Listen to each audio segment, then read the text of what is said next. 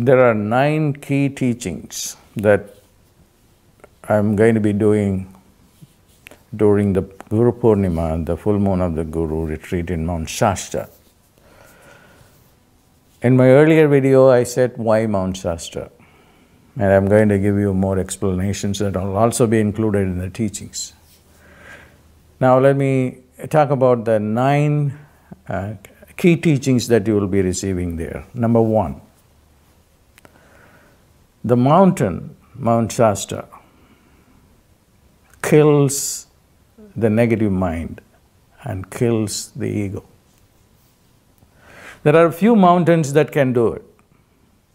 One is, you may have heard about Arunachala, where Raman Maharshi lived.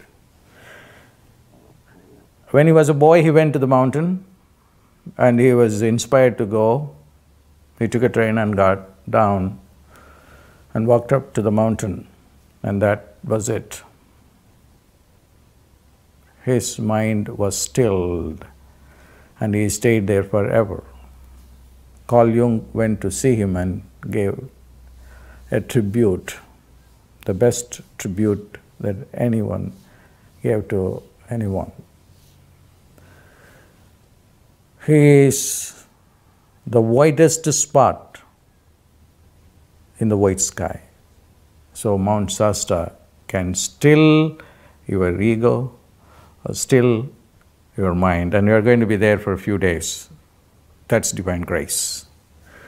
Number 2, what if my mind still is very active, the negative mind, and my ego is still up? One of my recent teachings which I first gave in New York last month is a mantra to kill your ego, a mantra to kill your mind. So that is plan B. So I always have a plan B, but I don't go beyond plan B. Then it will be plan C, D, E, F, G. I'm not ready for that. Even plan A should work. So you will receive the mantra to kill the ego, mantra to kill the mind.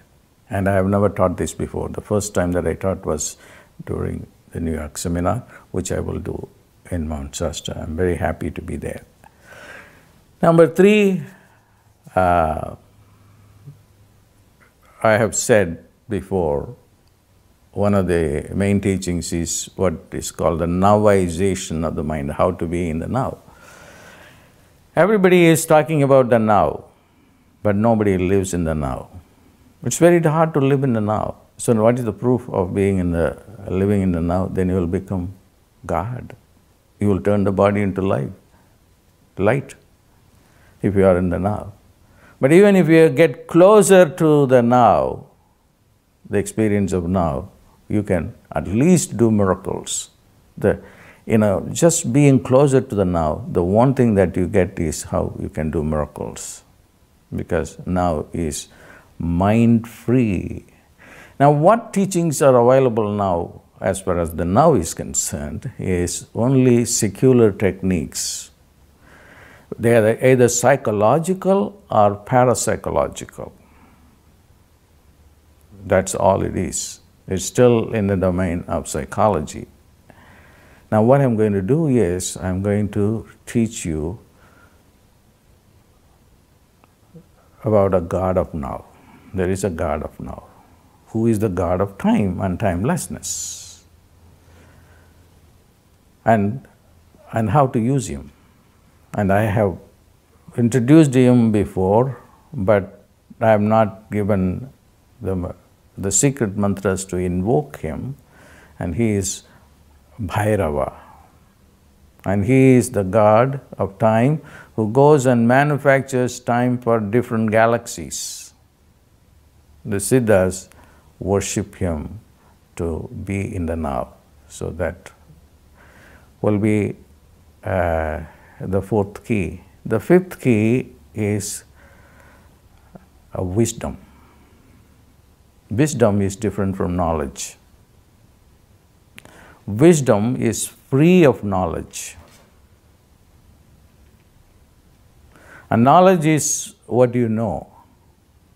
But wisdom includes what you don't know. That's why the famous saying in Zen Buddhism, when you know, you don't know. When you don't know, you know.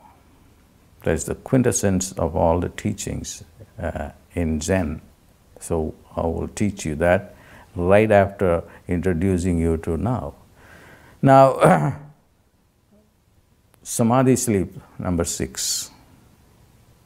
Samadhi sleep is not just going to sleep and snoring.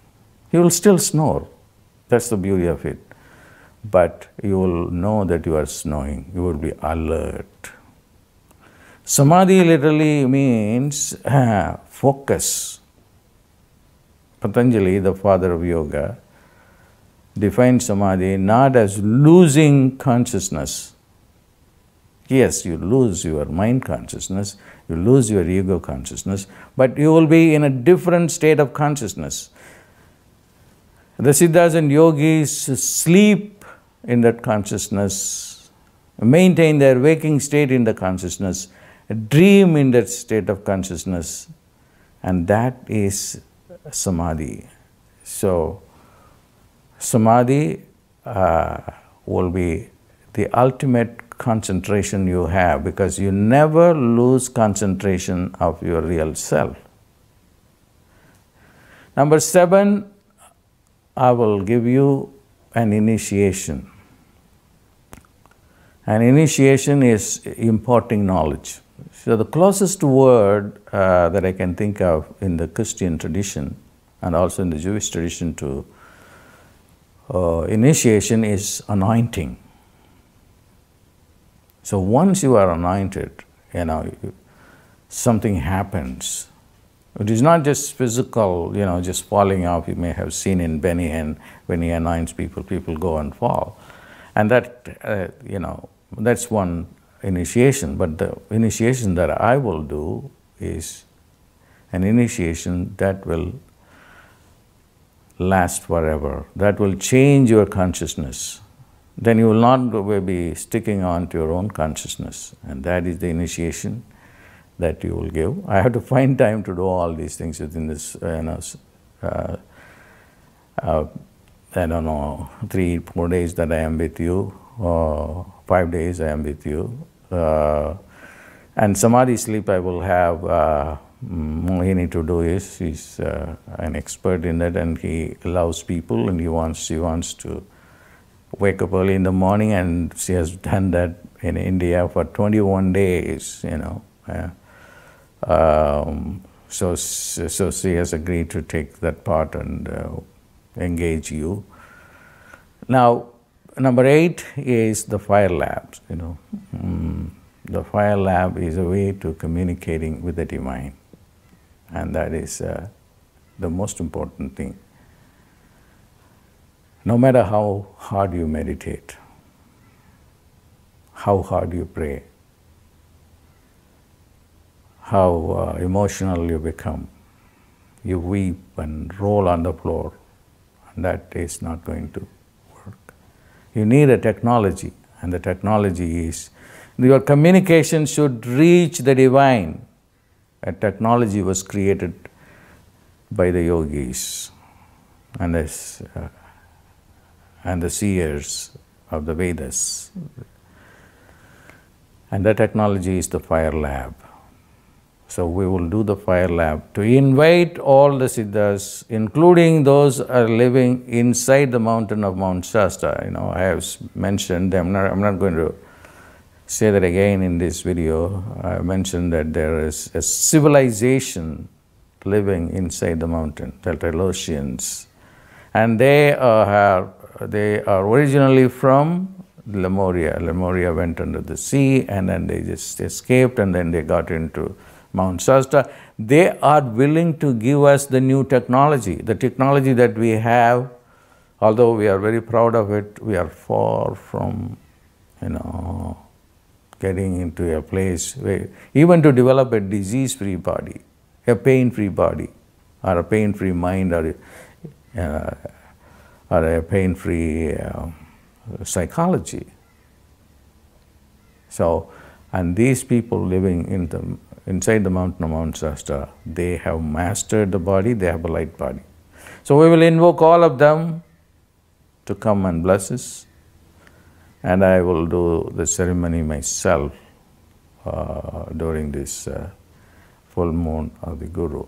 The ninth one is a very important concept or important key. It is called in the Christian tradition seed faith. What seed faith means, you have to sow a seed, and the seed is your investment. If you don't sow a seed and then we want a harvest, it will never happen. And the seed is faith. You have to have faith. And that faith is, that's why they introduced this system of the seed money that you invest. It's an investment to learn. That's why the investment that you make in buying a book or doing a seminar is a seed, because you get the tools. But it is more than that. It is also the faith you have. Faith is everything. If there is no faith, there is no life at all. And faith building will be the last teaching that I will do. Because many people have come and asked me, no matter what I do, my mind is fearful, my mind is suspicious, my mind is not satisfied with any answers, but I have literally very little faith. So I will do a teaching and give you a key to open to faith. Thus, this in nutshell will be the program, and there is another program for a select group of people. It's called a premier program. I will do 3 sessions with them. It's not about blah blahing, it's about experience. It is a session what may be called as Shakti Path. It is passing my spiritual energy to the students. I will talk very little, but then engage you in experiencing what I call as enlightenment. Enlightenment literally means bringing more light, because we are ignorant. And this will make the 100 billion neurons at least to wake up to some level. There are 100 billion neurons and 100 trillion synapses in the brain. And when they are all active, that's the time the body will turn into light. But it is good to engage in this practice during this sacred time of the full moon of the Guru, under the foot of hill of the sacred mountain, Mount Shasta. God bless.